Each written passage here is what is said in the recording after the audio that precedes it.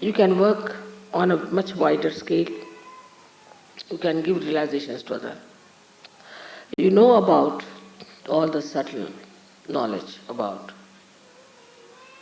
Sahaja Yoga. But today I am going to tell you something more which we have to know. It's very important to know because, as was described by people, that they practice Sahaja Yoga as they go to church, but it's not from their heart. And heart is the abode of the spirit. It's the Shiva within us. So we have to know more about heart, and that is very important.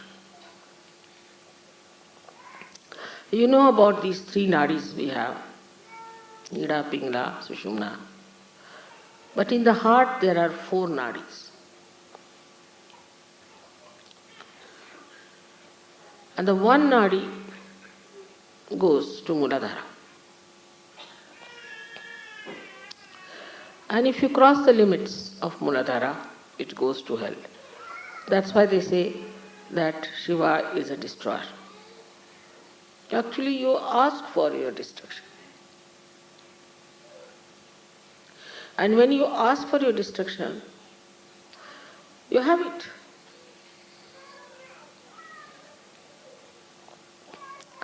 Even if it destroys anything, as I was telling, it's like when a fruit has to come, the petals look as if they are destroyed. As I have destroyed, I would say, many of your things, you can call it like your conditionings, your ego, your racialism, your fanaticism, all this has been destroyed in Sahaja Yoga. This has to be destroyed for the beauty to come out. So when your maryadas cross beyond a certain point, you go to your destruction. In four directions there are destructions built, as there are four nadis. So now what is to be done? How are we to stop this destruction of through the first nadi going to hell? One of the qualities of Shiva is that his innocence. He is extremely innocent. He is innocent like a child. His innocence personified. So, we have to put our carnal desires, dissolve them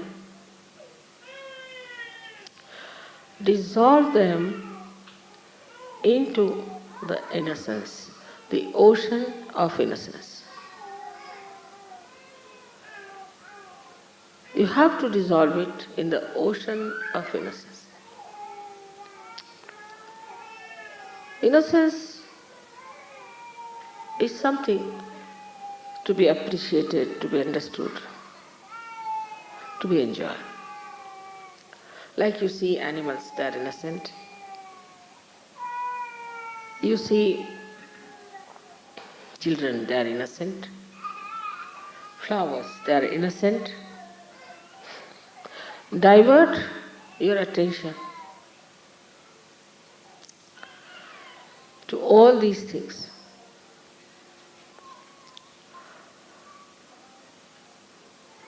You see, on walking on the street,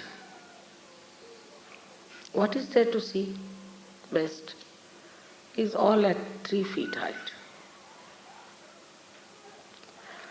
You see at 3 feet height all the flowers, all the beautiful grass, all the children who are about 3 feet are the best.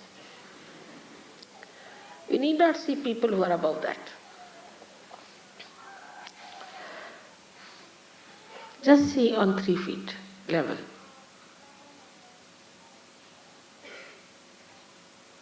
You can see the legs of somebody, that's all right. But you don't see the eyes of a person who are not innocent. So dissolve this desire into innocence. And this Muladhara, which is innocent, is not dead, finished, but is innocent. It is righteous. It is Sri Ganesha's qualities. It's pure. So even if you are in this world, even if you are living like a human being, even if you have children, still you are innocent. Like once, the wives of Sri Krishna, he had 16,000 wives to begin with, and the 5 more. The 16,000 were his powers and 5 were the elements. They were wanting to go to pray to some big, well-known, I should say, a saint had come, a Maharshi had come. So they wanted to go and see him and pay respects. So they asked Sri Krishna's permission. But when they went, they found the river was all in speed. So flooded, they could not cross over. They came back, they said, how can we cross over this river? It's all in speed. So this Krishna said, all right, you just go and say, if Sri Krishna is Yogeshwar, and if he is absolutely innocent about sex, you go down. They said, how can we have so many wives? What is he talking about? So they went down and said this to the river. And the river went down. And they were surprised that this husband of ours is saying all these things.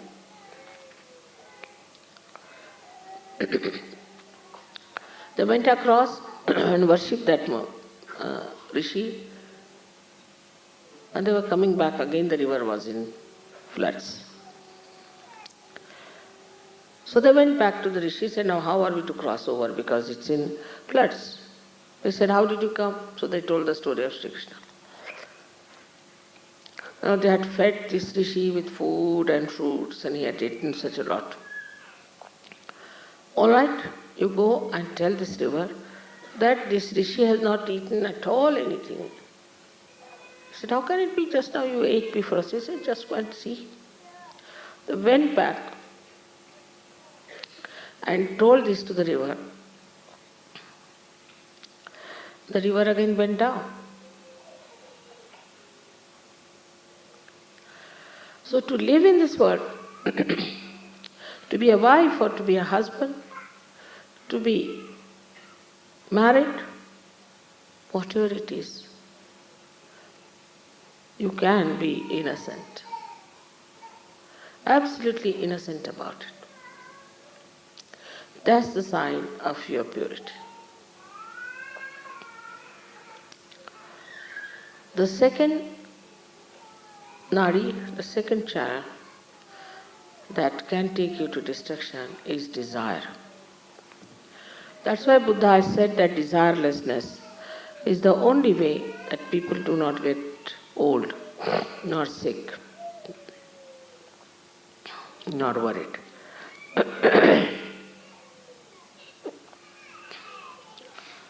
Now this desire that we have, I want this, the West is much more than anywhere else. Because the entrepreneurs are every day producing new things. Say for example, a hairdress. So the women want to buy this wig or that wig. It's my desire. I must have this wig to put on my head. The another one says, all right, I must have this one. And the desire for men is, oh, if he is having a Rolls Royce, why shouldn't I have one? They cannot enjoy somebody else's Rolls Royce. It should be your own, that I should have the possession. Desires can be of any kind, not only material. The desires could be also quite mental. I must possess this woman, I must possess this child. All kinds of possessions that work into you as desires. I wouldn't say it is because of attachment. It's not attachment, but it is just to have more.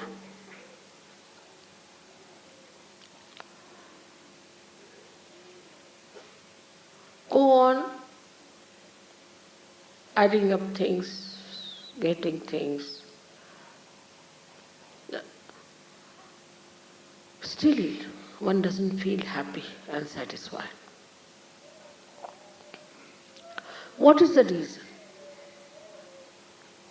for this kind of a desire? Is that it's not pure desire. It's an impure desire. It's an impure desire. And when such a desire starts working, you can go any far. Like Saddam Hussein, like Hitler, like anything is nothing but absolutely desire beyond any limitations. You want to dominate others. Is also another desire. All these desires lead you ultimately to a destruction. Because there's no joy. There's no happiness. For example, now I want to have a sari. So I want to buy a sari. All my attention will be, how will I get that sari? I must get that sari, this thing, that thing. The attention becomes polluted, disturbed.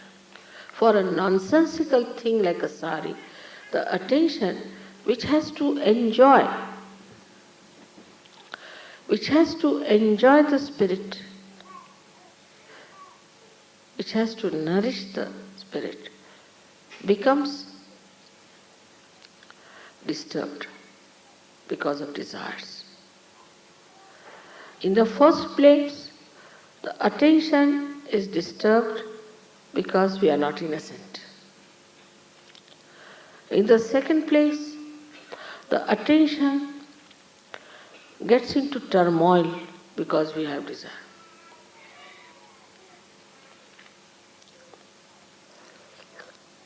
So what should we do as far as the desire is concerned? Desire for beautiful things. We can shift our desire, material desire, into aesthetics.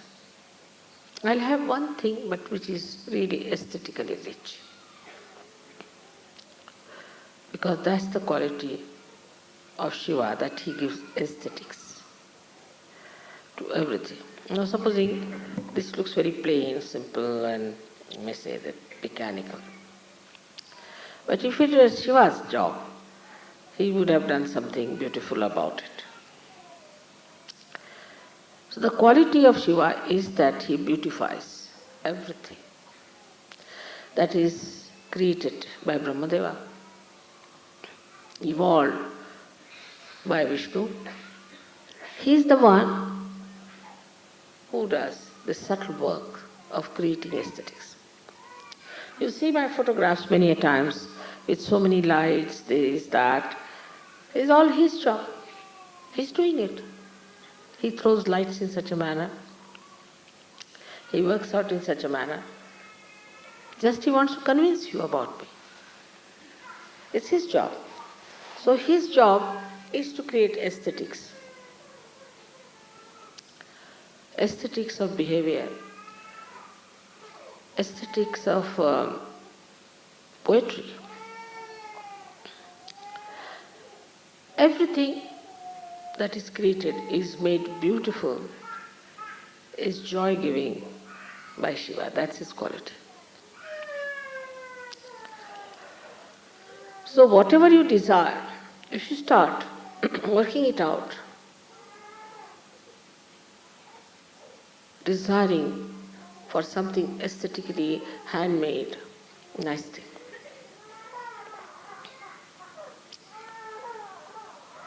gradually you will find you will end up with vibrations. Because all beautiful things have vibrations.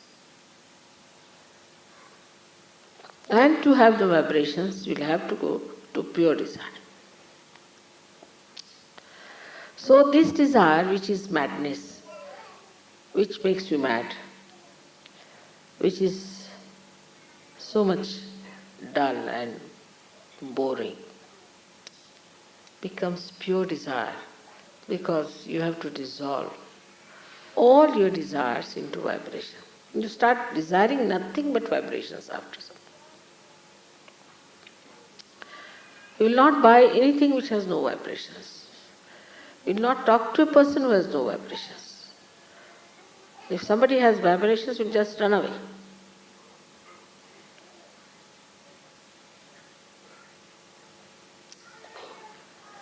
I've seen people running away from some people as if some monkey is after them.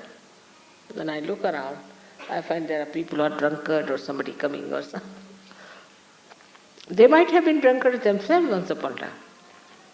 But now they run out. No. Not now. No more. We had 3-4 hippies to begin with who came with me to India. They are normal like you, they were become research yogis. And 4-5 hippies came to my program. It was in Rahuriyat. They got a fright of their life. Oh no, oh God. I said, what's the matter with these? Why are you so frightened? So I turned around to see these hippies. And by the time I turned around, they were out. They were no more there. So then what happens? All desire ends up into Chaitanya, into vibration. And if it does not, then you must know there's something still missing. But if you do not do this, then you end up into your destruction. So to say that he is a destroyer is a very one-sided statement. He has both the powers. He has the power to give you vibrations. He gives you vibrations.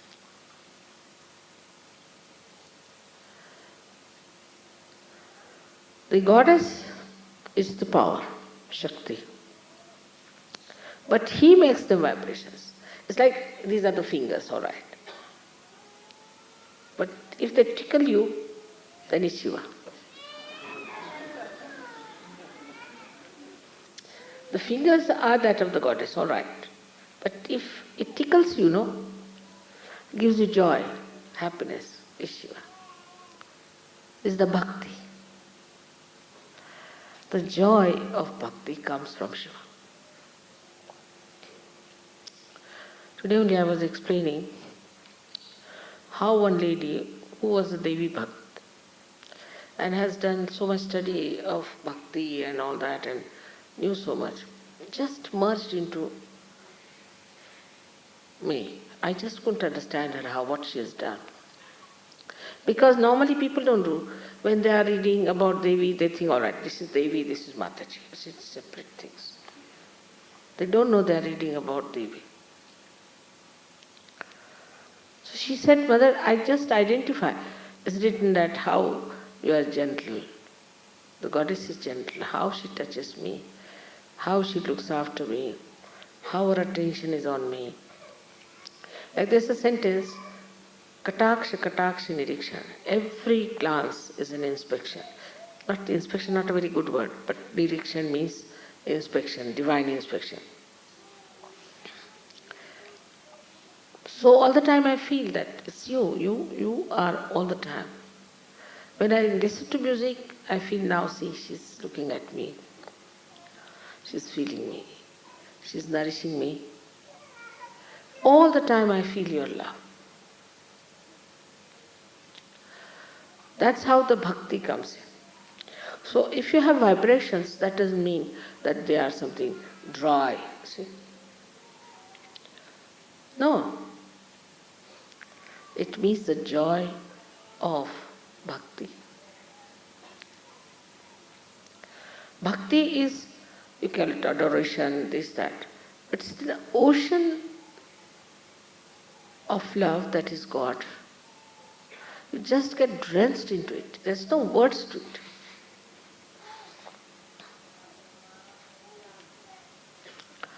And that is what, when you feel, you must know that you have taken the spirit as a real connection between you and your mother or your father. There's no differentiation. You are one in that ocean, drenched in the ocean. You are the drop, you are the ocean. You are one in that bhakti. And that bhakti cannot be mechanical. Because it's not man-made.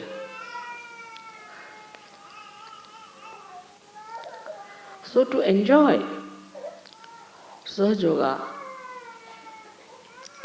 you must know that it's not dry vibrations only, but it's the bhakti.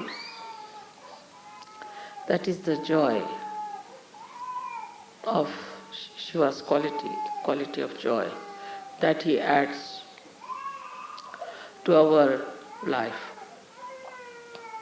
Everything seems to be surrounded, resounding, same thing, the joy. That I am loved so much by God, that God loves me, that I have a meaning in life, then the ego drops out, first of all. And also the conditionings drop out.